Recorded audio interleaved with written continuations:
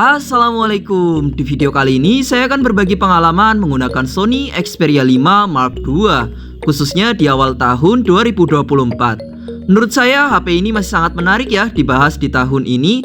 Apalagi di bagian kameranya sekarang sudah ada logo Zeissnya.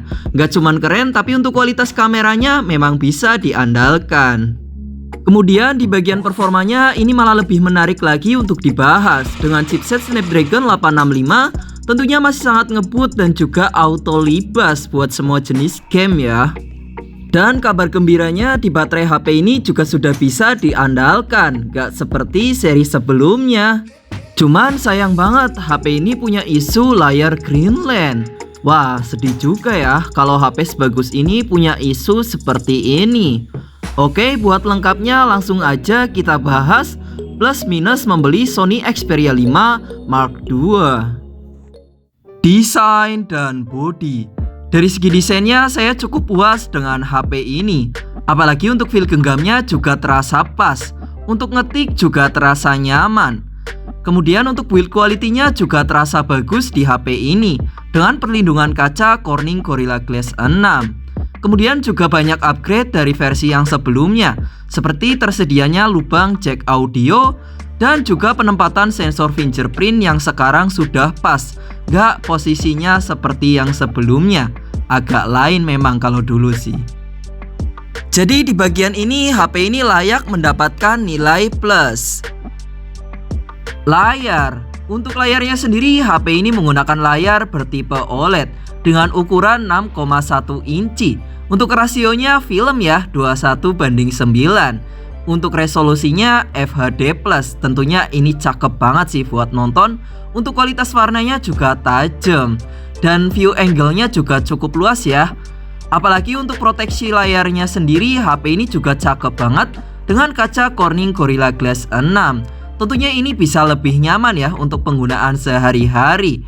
Sayangnya untuk layar dari HP ini ada isu Greenland. Ini agak sedikit gimana ya tentunya ya.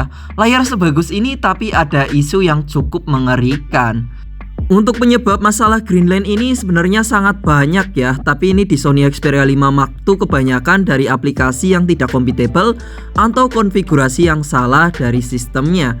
Jadi sebaiknya jika teman-teman masih di Android 11 ataupun Android 10, sebaiknya stay aja ya, jangan upgrade sistem untuk meminimalisir terjadinya Greenland ini.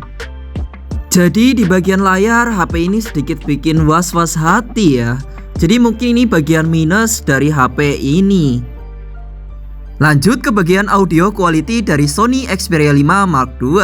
Di bagian audio ini adalah salah satu kelebihan dari HP ini. Dengan stereo speaker menghadap ke depan, bagian bawah dan atas, yang punya kelantangan suara cukup keras dan juga bass yang pas.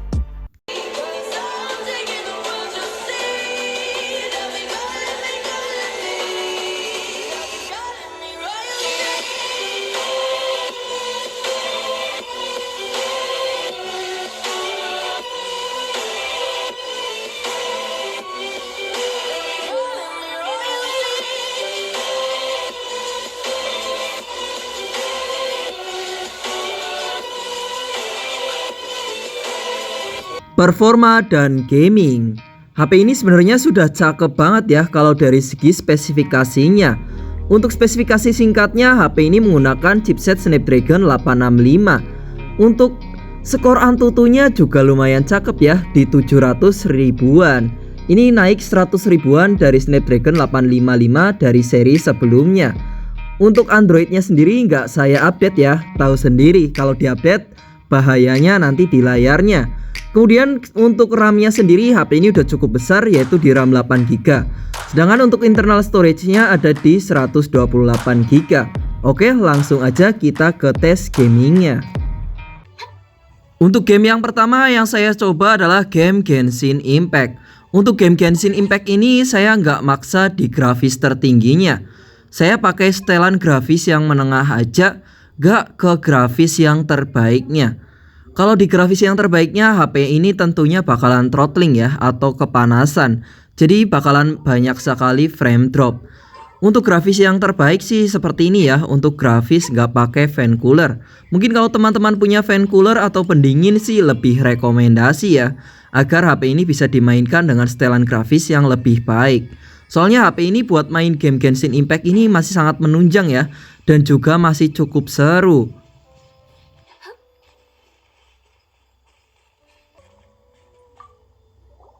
Is it done? Let me try. Enhanced Animal Module 75.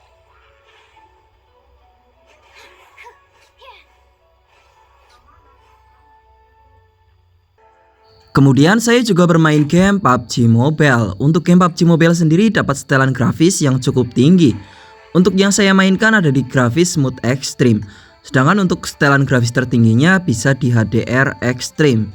Tergantung kebutuhan aja sih, tapi menurut saya sih untuk Smooth Extreme aja sudah cukup bagus.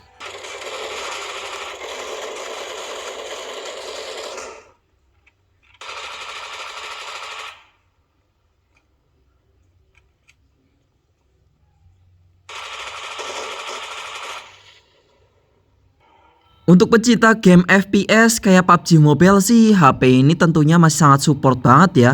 Ini kategori yang mulus dan minim sekali frame drop. Dan bagi saya yang suka game FPS kayak Free Fire maupun PUBG, HP ini sangat playable sekali ya untuk bermain.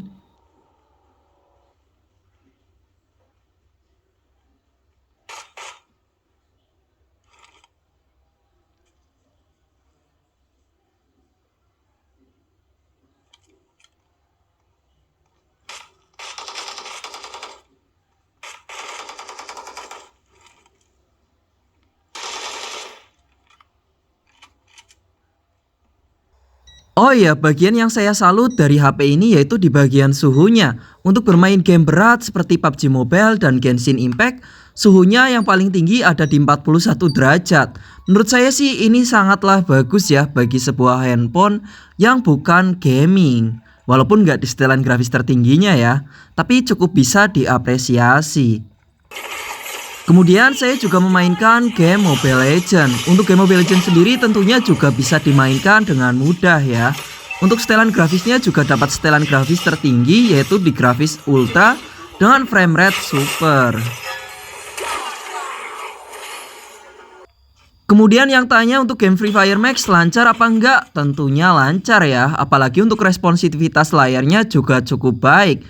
Jadi ngeluarin glual juga bisa lebih cepat ya. Jadi one by one kayak gini sih asik banget.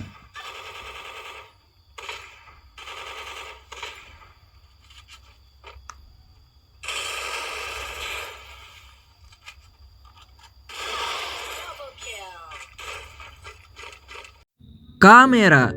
Di bagian kameranya sendiri HP ini punya 3 aplikasi bawaan ya, seperti HP-HP Sony yang lainnya.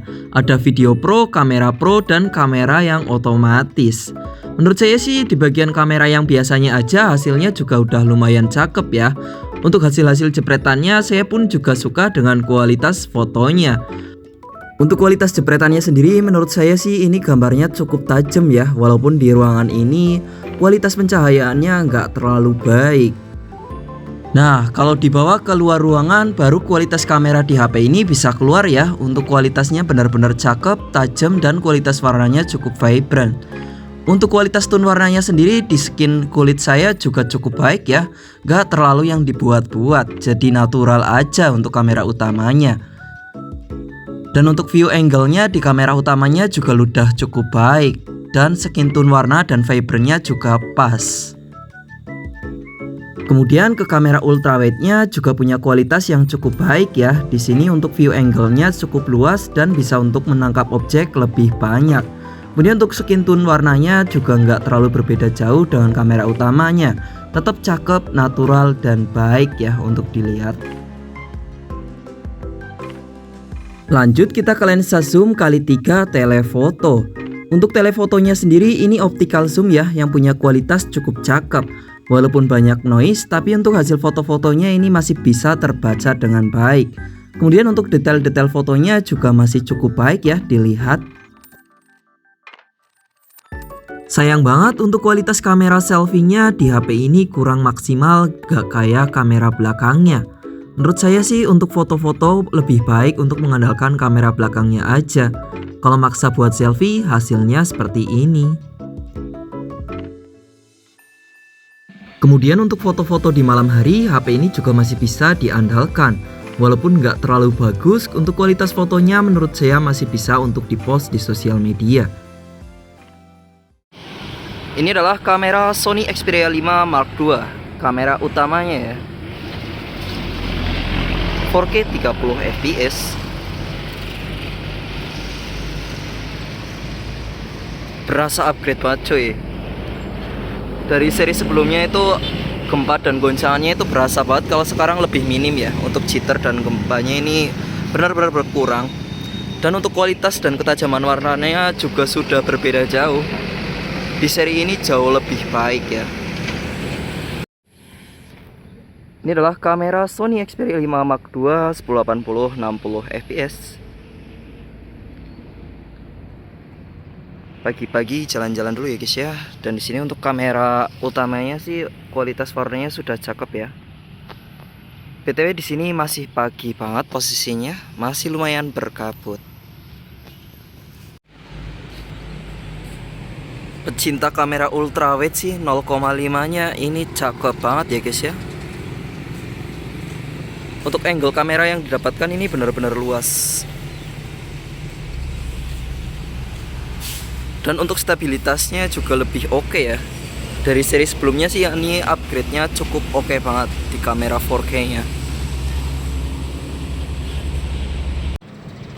Ini adalah kamera depan Sony Xperia 5 Mark II. Untuk kualitasnya dari seri sebelumnya ini belum upgrade, hanya mentok di 1080 30 fps. Jadi FHD aja ya. Paling yang ditingkatin mungkin dari segi stabilisasinya apa ya.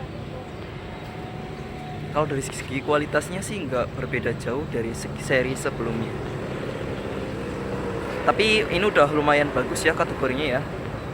Tetap berasa kamera flagship cuy. Cakep. Nice. Ini adalah kamera Sony Xperia 5 Mark II 1080 30 fps. Kita coba ajak untuk jalan-jalan.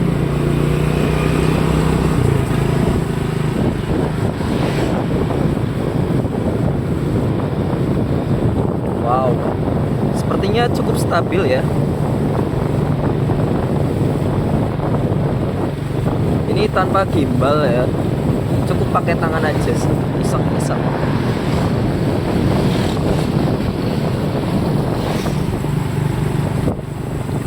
Autofokusnya juga lumayan jalan sih.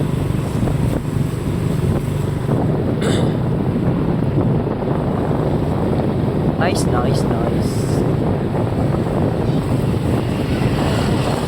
Membeli Sony Xperia 5 Mark II di awal tahun 2024 menurut saya masih sangat worth it ya.